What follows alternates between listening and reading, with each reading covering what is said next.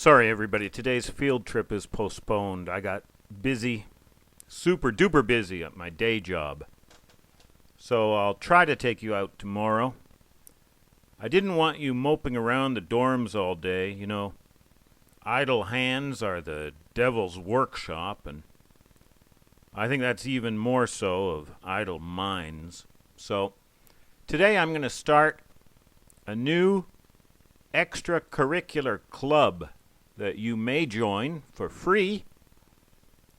It's not mandatory. It's not required to be a part of Hibagon 101, but I think it might make your stay in Japan more rewarding, and it may help us. In fact, I think it is going to help us when we're on the trail of the hibagon. You know, words are sometimes very pregnant with meaning. And, well, like a bomb is pregnant with potential energy. And when that potential energy is released, it becomes actual energy, actual power. And with words, that can be power of deeper understanding, power of insight and knowledge, and well, let's take an example, and maybe you'll see what I mean. Fukuyama City, I hope you're getting familiar with this place. I hope you like it here. This is going to be the base of our operations in Japan. Now, I'm very happy in Fukuyama. I feel very blessed to be here. Let's take the name Fukuyama as our first example of Japanese etymology. Here are the characters on Wikipedia. You can see 3 characters there, but disregard the third. It just means city, and that's going to be stuck on the name of every Japanese city on Wikipedia. So remove that, slice that off, and then you're left with only 2.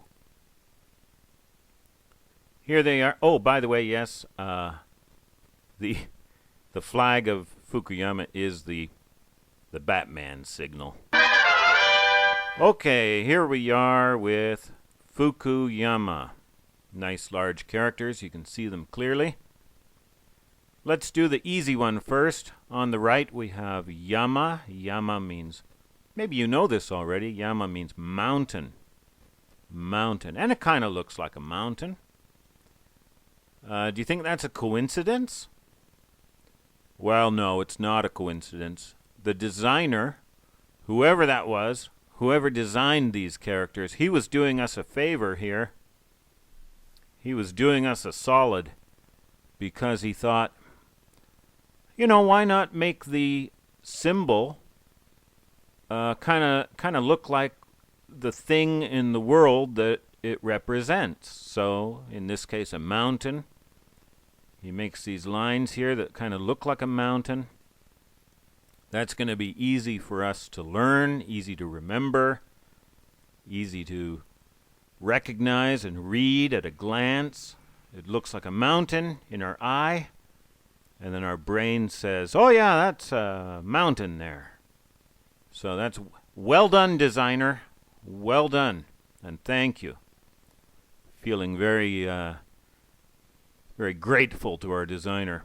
All right, now we look to the left, and your feelings might change now. You might feel a little cross with the designer.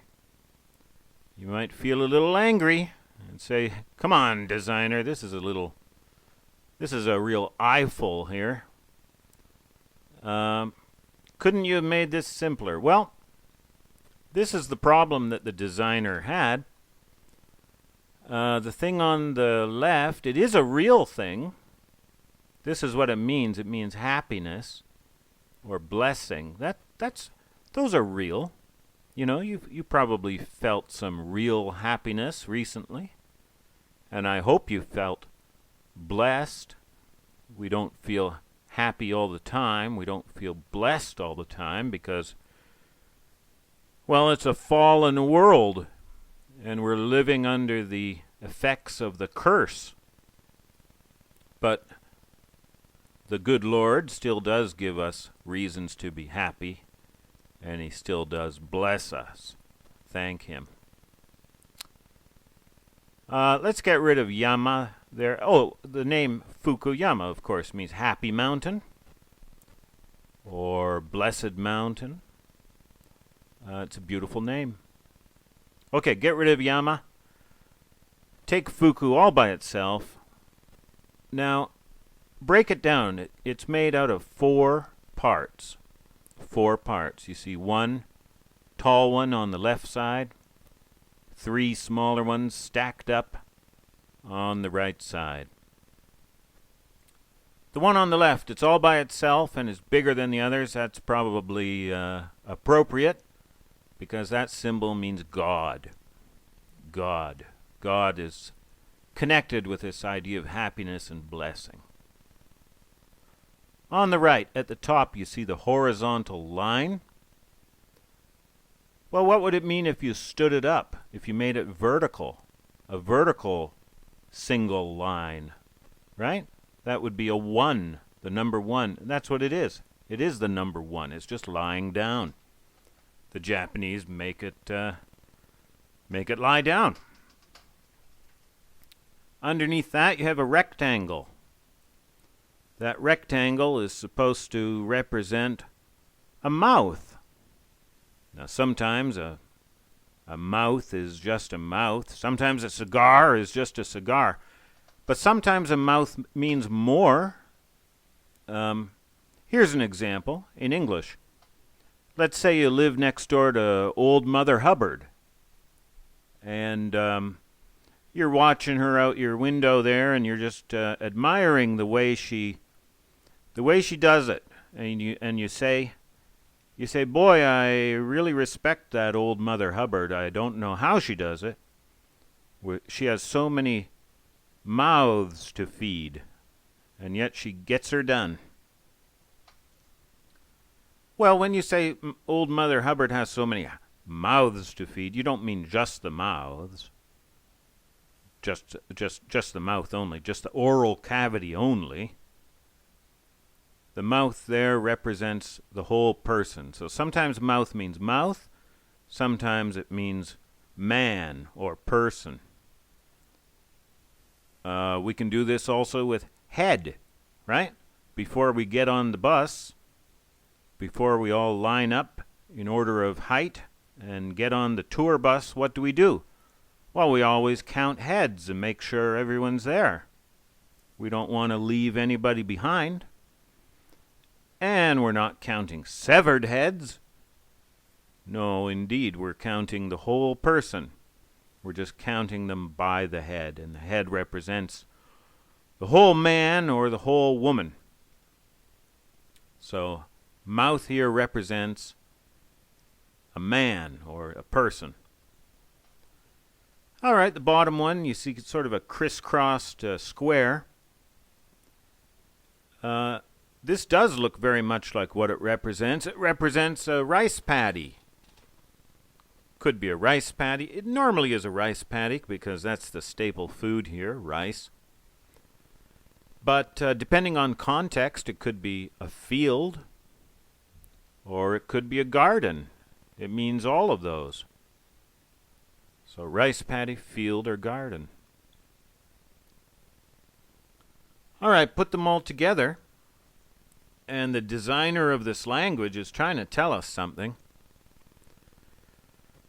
He's saying, although the only world that you know lies under a curse and is fallen, and that's your condition too, and that's the only reality that you've ever known, happiness and blessing are very, very real. And this is the best way, maybe the original way, maybe not the best way, but the original way to picture them to human understanding. Happiness and blessing, one man alone in the garden with God. Seems to me I've read that somewhere before. Must be a coincidence. Well, I hope that gives you something to think about and maybe discuss in the comments. And I really, really want to see you tomorrow and take you out on a field trip. All right. Thank you. Have a have a happy and a blessed day. Bye-bye.